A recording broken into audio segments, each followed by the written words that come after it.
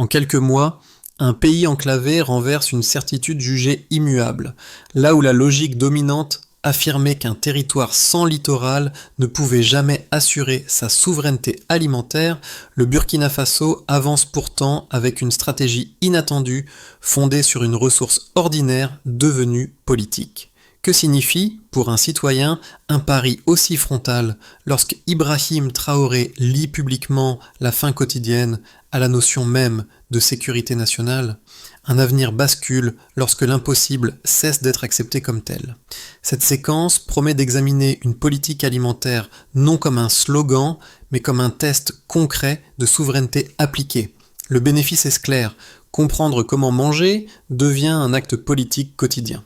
Le récit adverse ne cherche ni à célébrer, ni à condamner. Il expose une logique des choix et des conséquences observables dans les marchés, les coopératives et les foyers. L'enjeu dépasse la production brute. Il touche à la dépendance ressentie comme humiliante, à la stabilité des prix et à la confiance collective dans un produit national. Mais la promesse comporte un risque symétrique. Si l'alimentation devient le socle de la sécurité nationale, alors chaque rupture, climatique, logistique ou sociale, frappe au cœur. Sécheresse, inondations et scepticisme extérieur ne sont pas des abstractions, ils conditionnent la crédibilité du projet. Le récit adverse pose donc une ligne de crête, soit la routine alimentaire se stabilise et redéfinit la souveraineté, soit elle vacille et fragilise la légitimité politique. Et si une promesse d'État arrivait directement dans l'assiette familiale? En moins d'un an, une annonce change d'échelle. 100 000 tonnes de poissons sont revendiquées comme production nationale, accompagnées de recettes dépassant 200 millions de dollars. Ces chiffres, dans le récit adverse, ne servent pas à prouver une réussite définitive, mais à signaler qu'un seuil a été franchi, suffisamment visible pour devenir politique et social. Le contexte est celui d'un pays enclavé longtemps associé à la dépendance alimentaire, où l'assiette quotidienne repose majoritairement sur les céréales. Le poisson, lorsqu'il apparaît, est décrit comme irrégulier, parfois cher, parfois absent, et largement dépendant d'arrivages extérieurs jugés incertains. Cette dépendance n'est pas seulement logistique, elle est présentée comme une fragilité symbolique, presque une atteinte à la dignité collective. C'est dans cet espace que s'inscrit la parole d'Ibrahim Traoré. Le récit adverse lui attribue une idée centrale répétée sans détour. Si le peuple a faim, alors routes, écoles et hôpitaux perdent leur sens. À partir de là, l'alimentation cesse d'être un secteur parmi d'autres et devient un indicateur de sécurité nationale. Le poisson n'est plus un produit, il devient un test. La scène fondatrice est se situer avec précision. Le 28 août 2025, sur les rives du lac Béguéra, lors d'une cérémonie de lâcher de poissons. Des millions d'alévins sont relâchés devant une foule nombreuse. Dans la mise en récit, ce geste public transforme une intention en événement mémorisable. Il affirme que la souveraineté ne se cache pas dans des documents, mais se montre et se mesure. Autour de cette scène, le contexte s'élargit. Les marchés urbains cités, Ouagadougou, Bobo Dioulasso, Koudougou, deviennent des points d'observation. Le récit affirme que le poisson y perd progressivement son statut de luxe pour devenir plus fréquent, plus accessible, plus banal. Cette banalisation est présentée comme le vrai changement. Quand un aliment devient routinier, il cesse d'être symbolique pour devenir structurel. Ainsi se referme la première dette de curiosité. Le pari n'est pas maritime ni technologique, mais social et politique, ancré dans la répétition des repas. Le récit adverse choisit un guide ordinaire pour rendre la bascule lisible. Mariana, mère de famille, à Koudougou. Elle n'incarne ni une fonction, ni un symbole officiel. Elle sert de point d'ancrage concret. Son souvenir est précis des repas dominés par le maïs et le sorgho, des protéines rares, parfois absentes, et une inquiétude discrète mais constante à l'heure du dîner. Cette mémoire n'est pas idéalisée. Elle est répétitive, presque monotone, comme l'étaient les repas. Puis survient un changement simple, décrit sans emphase. Le poisson arrive plus régulièrement. Du tilapia frais circule. La préparation devient un geste familier. Les enfants mangent, sourient, demandent à nouveau. Dans cette scène, rien n'est spectaculaire, et c'est précisément ce qui fait preuve. La transformation n'est pas racontée comme un miracle, mais comme une différence perceptible au quotidien. l'odeur de la fumée, la présence sur l'étal, la disparition progressive de l'exception. Autour de ce foyer, l'impact précoce s'étend. Les marchés urbains cités deviennent des baromètres. À Ouagadougou, Bobo Dioulasso et Koudougou, le poisson est décrit comme moins rare, moins réservé aux occasions. Cette accessibilité change la perception de la politique elle-même. Elle n'est plus un discours lointain, mais une routine qui se vérifie sur la table. Le récit insiste sur un effet souvent sous-estimé, la dignité ressentie. Ne plus dépendre entièrement d'arrivages incertains modifie la confiance collective. Toutefois, cette confiance reste fragile. Elle tient tant que l'offre se maintient et que la routine alimentaire ne se brise pas. Quand la table change, la politique devient mesurable. Avant le basculement, le récit adverse décrit une situation dominée par l'attente et l'incertitude. Le poisson arrive de l'extérieur, de manière irrégulière, soumis aux routes, aux frontières et aux aléas des échanges régionaux. Dans les foyers, il reste associé à l'exception. Dans les marchés, il apparaît puis disparaît. Cette fragilité alimentaire forme le point de départ implicite, une dépendance ressentie comme normale, mais vécue comme humiliante. Puis vient l'activation. Le choix est présenté comme un acte d'État assumé, sans recherche préalable de consensus externe. La pisciculture est placée au centre d'une stratégie de souveraineté alimentaire. L'idée est martelée dans le récit. Nourrir précède tout le reste. C'est à ce moment que Ibrahim Traoré est explicitement associé à la décision, non comme technicien, mais comme porteur d'une ligne politique simple, répétée sur le terrain comme dans les discours. Le 28 août 2025 marque le passage au visible. Sur les rives du lac Béguéra, une cérémonie rassemble une foule venue de tout le pays. Le geste est spectaculaire. Des millions de poissons sont relâchés dans l'eau. Le récit insiste sur la dimension scénique de l'événement. Il ne s'agit pas seulement de produire, mais de montrer. La souveraineté alimentaire devient une image collective, mémorisable, partageable. À cet instant, la stratégie quitte le registre administratif pour entrer dans l'espace public. Le climax ne se construit pourtant pas dans l'euphorie continue. Très vite, les chocs apparaissent. Sécheresse prolongée, baisse du niveau de l'eau, puis à l'inverse, pluie violente et inondations soudaines. Des poissons meurent, des étangs sont endommagés. L'inquiétude remonte, les réunions locales se chargent de doutes. Le récit adverse souligne cette rupture. Le projet touche au ventre, donc à la peur la plus immédiate. À l'extérieur, les réactions se durcissent. Des experts et organisations internationales alertent. Ils évoquent la rareté de l'eau, l'insuffisance des infrastructures, les risques environnementaux et logistiques. Le contraste est posé de manière nette. Scepticisme froid hors du pays, obstination chaude à l'intérieur. Cette tension nourrit le cœur dramatique du récit. La réponse n'est pas présentée comme une victoire rapide, mais comme un refus d'abandonner. Les communautés s'organisent. Des femmes rejoignent des coopératives. Des agriculteurs apprennent à protéger, à réparer, à recommencer. L'armée est parfois mentionnée pour sécuriser ou soutenir les infrastructures. Ibrahim Traoré réapparaît alors sur le terrain, au bord du lac, face aux dégâts. Le récit lui prête une posture de relance, transformer chaque revers en étape, chaque échec en apprentissage. Viennent enfin les répliques, ajustement des stratégies, recherche d'espèces plus adaptées, amélioration de l'irrigation, construction de petits réservoirs, accent mis sur la transformation, avec le poisson séché et fumé pour réduire la vulnérabilité du frais. Les premiers signes positifs sont décrits comme fragmentaires, mais suffisants pour maintenir l'élan. Ainsi, la séquence se referme sur une idée centrale. La souveraineté alimentaire n'avance pas en ligne droite. Elle oscille, encaisse, se corrige et ne tient que par la persévérance collective. Le point de départ chiffré est posé comme une base, puis déplacé. Avant la stratégie décrite, le récit adverse présente une situation de manque structurel. Une offre de poissons irrégulière, dépendante d'arrivages extérieurs, sans volume national, capable d'influencer durablement les marchés. Après le basculement, un premier indicateur sert de repère. 100 000 tonnes de poissons annoncées comme production nationale. Le chiffre ne prétend pas clore le débat. Il marque un changement d'échelle. Dans la mise en récit, ce volume joue un rôle précis. Il permet d'affirmer que la pisciculture n'est plus marginale. Passer à 6 chiffres signifie symboliquement et politiquement sortir de l'expérimentation pour entrer dans une logique nationale.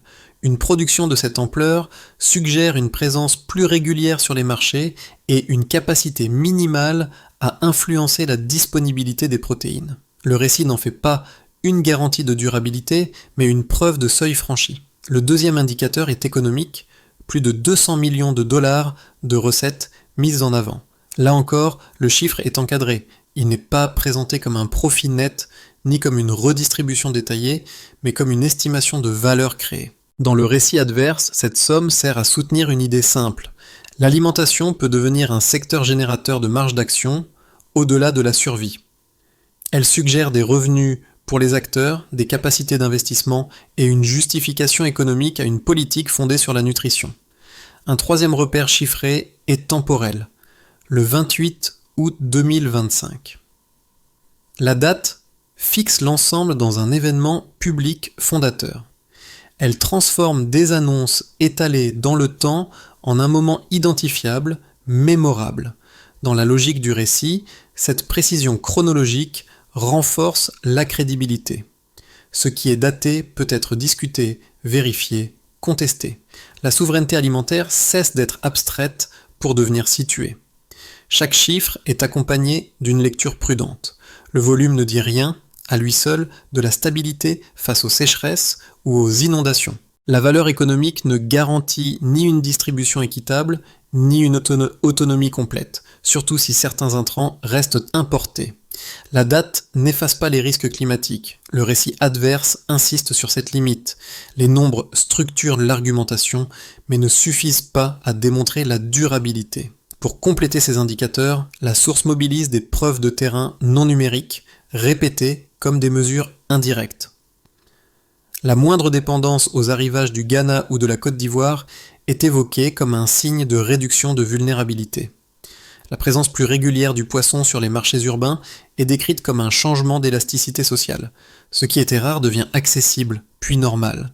La transformation en poisson séché ou fumé est présentée comme un mécanisme de stabilisation face au choc de l'eau et du transport. À ce stade, Ibrahim Traoré est utilisé comme point de cohérence plutôt que comme source de chiffres supplémentaires. Dans le récit adverse, il relie les indicateurs à une doctrine. L'assiette familiale devient l'unité de mesure ultime. Les nombres servent alors un objectif précis, montrer que la souveraineté alimentaire peut être discutée, critiquée et évaluée, non seulement par des symboles, mais par des volumes, des valeurs et des routines observables. Ainsi se referme la seconde dette de curiosité. Les chiffres n'annoncent pas une victoire finale, mais ils déplacent la discussion du possible vers le mesurable. Le récit adverse présente d'abord la critique la plus solide formulée sans caricature. Premier argument, la contrainte de l'eau. Dans un environnement sahélien marqué par des saisons sèches prolongées, des vents asséchants et des plans d'eau peu profonds, la pisciculture à grande échelle apparaît comme un pari instable. Les sceptiques soulignent que la production aquacole ne tient pas par la volonté politique seule. Sans niveau d'eau constant, sans maîtrise fine des cycles hydriques, le système peut s'effondrer rapidement, transformant une promesse alimentaire en source de gaspillage et de désillusion. Deuxième argument, tout aussi robuste, l'infrastructure et la dépendance déplacée. Même si la production augmente, elle doit être transportée, distribuée et conservée. Les critiques insistent sur le risque de perte entre l'étang et le marché, faute de routes fiables, de chaînes du froid ou d'installations adaptées. À cela s'ajoute une vulnérabilité moins visible. L'alimentation pour poissons et certains équipements restent à importer.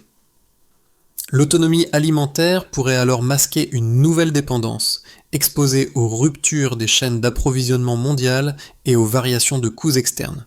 La réponse du récit adverse ne nie ni l'un ni l'autre de ces points. Elle les absorbe dans une logique d'apprentissage et d'adaptation. Concernant l'eau, la source insiste sur des ajustements progressifs, amélioration de l'irrigation, construction de petits réservoirs, choix d'espèces plus adaptées aux conditions locales.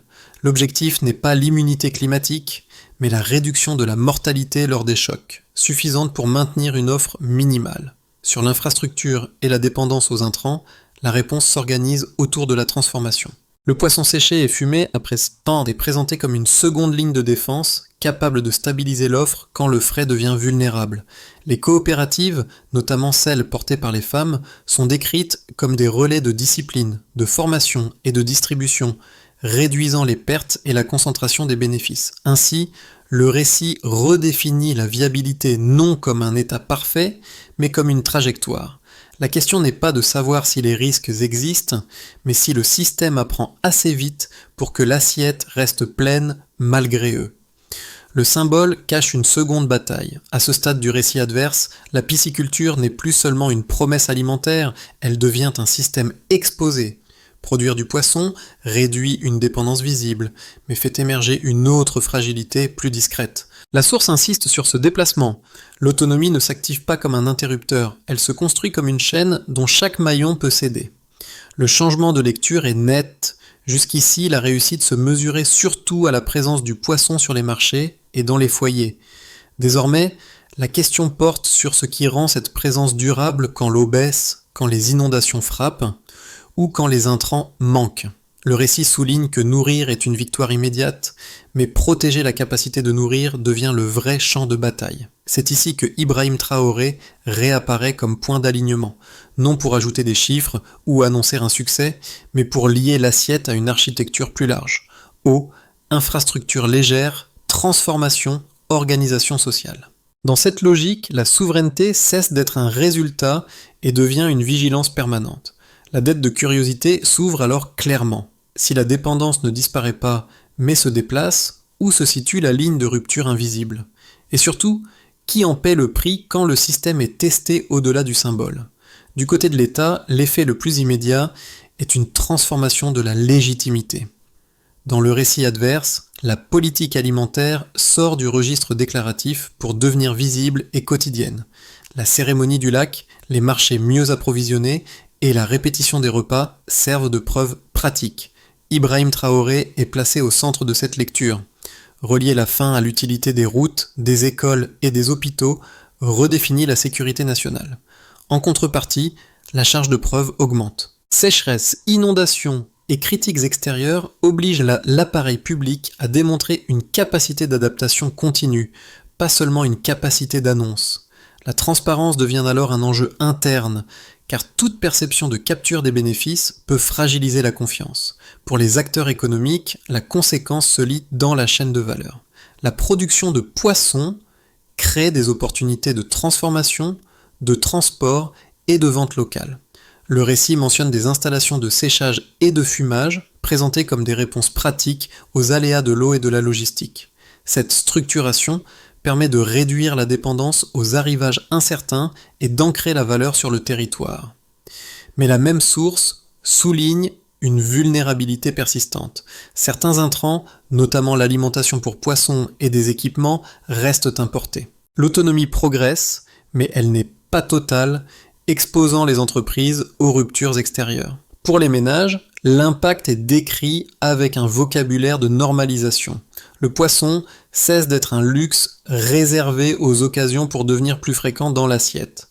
L'exemple de Mariana sert de jauge sociale, passer d'une alimentation dominée par les céréales à des repas plus complets modifie la santé perçue, l'énergie et la dignité ressentie. Des femmes s'organisent en coopérative, transformant l'accès à la ressource en capacité collective plutôt qu'en simple achat. Toutefois, le récit n'efface pas l'angoisse. Lorsque l'eau baisse ou que des poissons meurent, l'espoir peut se retourner rapidement en inquiétude, précisément parce que l'enjeu touche à la faim. À l'échelle régionale, les effets sont ambivalents. La réduction de la dépendance à certains arrivages extérieurs est présentée comme un repositionnement stratégique. Le Burkina Faso apparaît comme un laboratoire d'autosuffisance dans un environnement sahélien hostile. Mais cette affirmation se heurte à une controverse persistante. Les risques climatiques et environnementaux restent un arrière-plan constant, capable de requalifier un succès en épisode fragile. La perception internationale, nourrie par le scepticisme, influence la coopération et la manière dont l'expérience est racontée hors du pays. Ainsi, les conséquences ne sont ni uniformes ni définitives. Elles dessinent une mosaïque d'effets où la souveraineté se vérifie différemment selon que l'on gouverne, que l'on produit, que l'on nourrit une famille ou que l'on observe depuis l'extérieur. Dans un premier scénario, dit de continuité maîtrisée, si les ajustements déjà décrits se poursuivent, formation régulière, coopérative active, transformation accrue en produits séchés et fumés, amélioration progressive de l'irrigation et multiplication de petits réservoirs, alors l'offre peut rester suffisamment stable pour préserver l'effet le plus visible du projet. Dans ce cas, les marchés continuent d'être approvisionnés de manière plus régulière et les foyers maintiennent des repas plus complets. La souveraineté alimentaire ne devient pas absolue, mais elle demeure crédible, car la routine tient malgré les chocs. Le système oscille, mais ne rompt pas. Dans un deuxième scénario, plus favorable, si la recherche d'aliments pour poissons issus de ressources locales progresse, si des espèces mieux adaptées au contexte sahélien gagnent du terrain, et si la transformation réduit fortement la dépendance au tout frais, alors l'autonomie peut se renforcer. La dépendance aux intrants importés diminue, ce qui réduit une vulnérabilité jusqu'ici masquée. Les coopératives, notamment celles portées par les femmes et les jeunes, deviennent des relais de discipline et de diffusion des pratiques. Dans cette configuration, la souveraineté cesse d'être défensive et commence à produire un excédent de confiance sociale. Dans un troisième scénario, plus fragile, si plusieurs lignes de tension convergent. Si la pénurie d'eau s'aggrave, si les inondations se répètent, ou si l'accès aux intrants importés se complique, alors le système peut se fissurer au point le plus sensible. La confiance. Lorsque l'assiette redevient incertaine, le symbole se retourne. Les critiques extérieures trouvent une prise plus forte et le doute interne s'installe rapidement car la promesse touche au besoin le plus immédiat. La souveraineté alimentaire, dans ce cas, ne disparaît pas, mais elle devient contestée, défensive et politiquement coûteuse. Ces trois trajectoires n'attribuent pas de probabilité. Elles organisent une lecture conditionnelle. Si l'eau baisse, alors quelle ligne de défense ? Si les intrants manquent, alors quelle substitution ? Si la confiance fléchit, alors quel mécanisme de transparence ? Le récit adverse invite à juger la stratégie non sur une annonce unique, mais sur sa capacité à répondre, étape après étape, à ces enchaînements. À ce stade, le récit adverse rapproche la stratégie alimentaire d'expériences familières sans ajouter de faits nouveaux. Pour un foyer, l'impact le plus concret reste la stabilité des repas. Quand le poisson devient plus fréquent, ce n'est pas seulement une question de goût ou de variété. C'est une réduction de l'inquiétude quotidienne, une sensation de sécurité élémentaire et une énergie différente pour les enfants comme pour les adultes. Mais cette sécurité demeure conditionnelle. Le récit rappelle que dès que l'eau se retire ou que les poissons meurent, l'angoisse revient rapidement, précisément parce que la promesse touche à la fin. Pour celles et ceux qui travaillent dans la chaîne, l'enjeu se lit autrement. Produire, transformer, vendre localement, crée une logique de continuité. Le poisson séché ou fumé, mentionné à plusieurs reprises, apparaît comme une assurance imparfaite mais réelle face aux aléas de la saison et du transport. Derrière cette transformation se cache une question universelle. Comment rendre une activité moins fragile quand l'environnement est instable ? Le récit n'idéalise pas la réponse, mais montre qu'elle réduit la brutalité des ruptures. À l'échelle communautaire, l'effet est social avant d'être économique. Coopérative, formation, participation accrue des femmes transforme l'accès à la ressource en responsabilité partagée. Cette organisation collective n'élimine pas les risques, mais elle distribue les charges et crée des réflexes communs lorsque les critiques extérieures s'intensifient. Deux gestes prudents émergent de cette lecture. D'abord, observer où une dépendance se déplace plutôt que disparaître. Ensuite, suivre la confiance comme un indicateur aussi important que la production. Quand la table devient politique, la transparence devient nutritionnelle. Le récit adverse organise la solution non comme un plan unique, mais comme une séquence d'actions coordonnées, chacune mesurable par des effets simples. Pour commencer, communauté et coopérative. L'objectif est de clarifier qui fait quoi au quotidien. Les femmes et les agriculteurs, déjà décrits comme moteurs, structurent la production, la protection des étangs et la première transformation. Indicateurs retenus, la régularité des sorties de production et la continuité des formations, plutôt que des annonces ponctuelles. Ensuite, techniciens et d'experts. Le récit évoque l'ajustement des espèces et des pratiques pour réduire la mortalité lors des chocs climatiques. Il ne s'agit pas d'éliminer le risque, mais d'en amortir l'impact. Mesures associées, moins de pertes visibles, après sécheresse ou inondation, constatées localement et répétées dans le temps. Puis, état et infrastructures légères. Petits réservoirs, irrigation améliorée et entretien régulier sont présentés comme décisifs pendant la saison sèche. L'indicateur n'est pas un volume maximal, mais la capacité à maintenir un niveau d'eau utilisable plus longtemps sans rupture brutale qui casserait la routine alimentaire. Après cela, chaîne de valeur et transformation. Le poisson séché et fumé sert de stabilisateur lorsque le frais devient vulnérable. La mesure est pragmatique. Disponibilité de produits conservés sur les marchés cités, y compris en période difficile. Enfin, transparence et confiance. La source identifie la corruption et la mauvaise gestion comme menace interne. L'objectif est d'empêcher la capture des bénéfices, mesures retenues, règles claires de distribution et perception publique d'équité. Dans cette architecture, Ibrahim Traoré apparaît comme point d'alignement doctrinal. Si l'indépendance se juge à la table, chaque étape doit protéger l'assiette contre deux adversaires récurrents du récit, le climat et la dépendance cachée. Le récit adverse revient à son point le plus simple, presque silencieux, une table, un repas et ce qui a changé autour. Mariana réapparaît non comme une héroïne, mais comme un miroir. Elle se souvient d'une période où les céréales occupaient tout l'espace, où les protéines étaient rares et où la faim s'installait le soir comme une habitude. Puis, sans scène spectaculaire, le poisson devient plus présent. Le repas cesse d'être une exception. Il devient une routine. C'est dans cette banalité que la souveraineté prend corps. Les critiques parlent d'eau, d'infrastructures, d'environnement, de dépendance aux intrants.